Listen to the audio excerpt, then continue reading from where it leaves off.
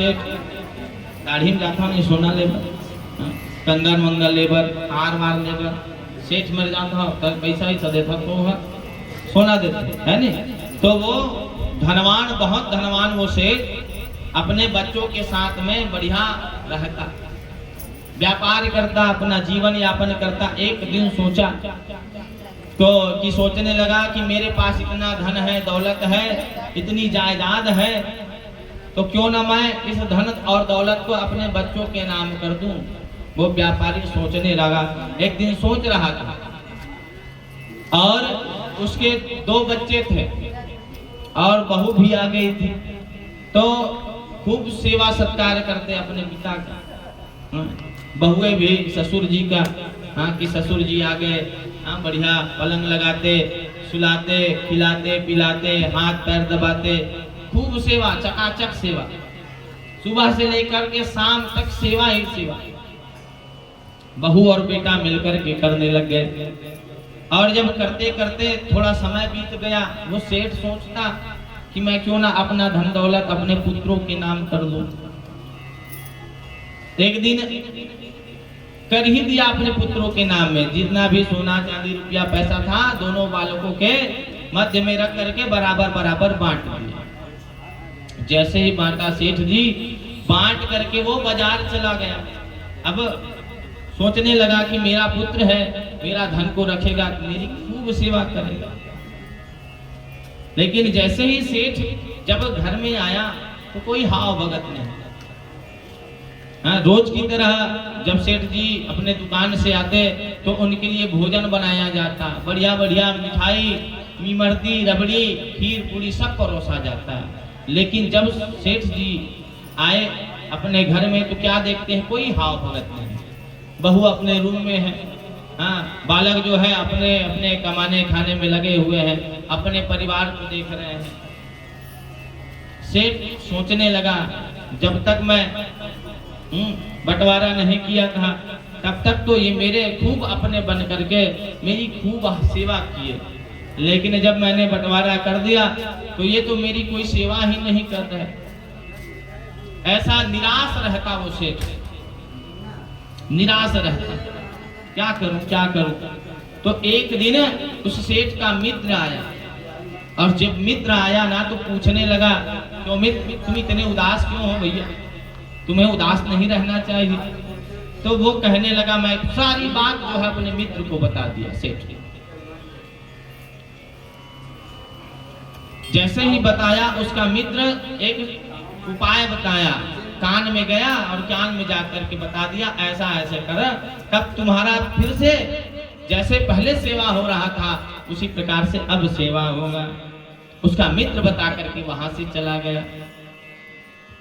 अब वो सेठ वैसे ही करने लगा, बाजार गया और बाजार जाने के बाद इतना बड़ा संदूक ले आया, खाली संदूक टीपे का, और बहुत सारा चिल्लर इकट्ठा किया और कहा कि अपने बहू और अपने बेटों को बोल दिया कि कोई भी मेरे रूम के, मेरे कमरे के अंदर कोई नहीं आएगा, मेरे इजाजत के बिना, मेरे पूछे बिना कोई मेरे कमरे में नहीं आएगा। और रात भर सिक्के को डालता उसमें, जैसे सिक्के को डालता तो वो टीपे का जो संदूक था ठंड से बचता, फिर डालता फिर निकालता, फिर डालता फिर निकालता, रात भर ऐसे किया।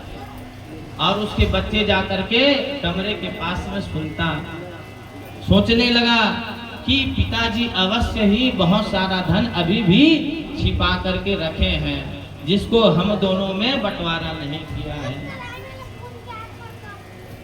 जैसे ही सुबह हुई दोनों बच्चे आकर के अपने पिताजी का प्रणाम किए और सब समझ गए कि अभी भी पिताजी कुछ न कुछ धन अभी अपने पास रखे हुए हैं। और फिर से वही हाव भगत शुरू हो गया भैया।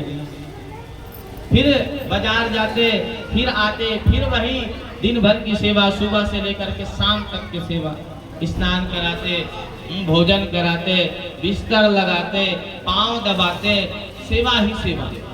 वो सेठ तो प्रसन्न हो गया, मेरा मित्र आया और कितना सुंदर उपाय बता करके चला गया। रोज की तरह वैसी होने लगा, रोज रात को वो सिक्का को डालता निकालता। बच्चे सुनते कि अभी भी पिताजी बहुत सारा धन रखे हुए हैं। एक दिन वो सेठ जी जो है दरवाजा को खुला रख दिए और तिजोरी में अपना वो डिब्बा में ताला लगाना भूल गए भैया। जैसे ही ताला लगाना भूले और वहां से भूल करके बाजार चले गए। बच्चों ने देखा कि पिताजी अभी बहुत सारा धन रखे हुए हैं, चलो धन को जाकर के निकाल लेते हैं। जैसे ही गए तो क्या कहो, सिक्का ही सिक्का, सिक्का ही सिक्का। देखे बालक दोनों फिर जैसे थे वैसे हो गए। ये तो कोई पैसा रुपया सोना चांदी नहीं रखे हैं, ये तो सिक्का को ही बजाते थे। जैसे ही वो सेठ आकर के देखे तो सब समझ गए कि अब कोई हाव भगत होने वाला नहीं है। तो कहानी का तात्पर्य यही है कि जब तक हमारे पास धन है, हम धन कमाने में सक्षम हैं, तभी तक हमारे परिवार वाले हमारा साथ देंगे भैया। अन्यथा उसके बाद जब हमारा दांत झड़ जाएगा, बोलने में भी हम असक्षम हो जाएंगे, नेत्र से दिखना बंद हो जाएगा, कान से सुनाई कम देने लगेगा, पैरों से चलना कम हो जाएगा, तो फिर हमारे पास कोई आने वाला नहीं है।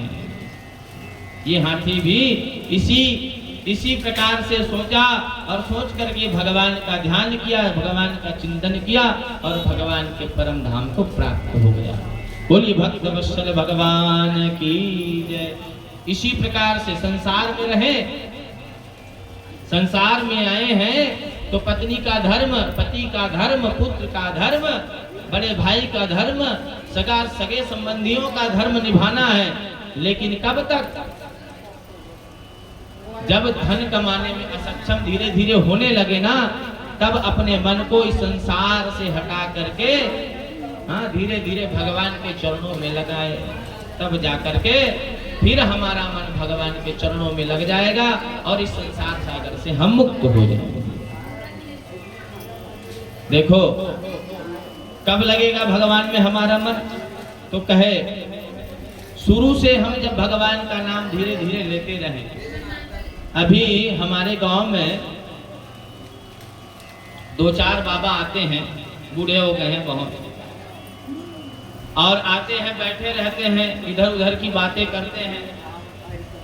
और मैं भी चला जाता हूं तो कहता हूं बाबा अब आप लोग बूढ़े हो गए हैं तो कम से कम भगवान का नाम लिया करिए।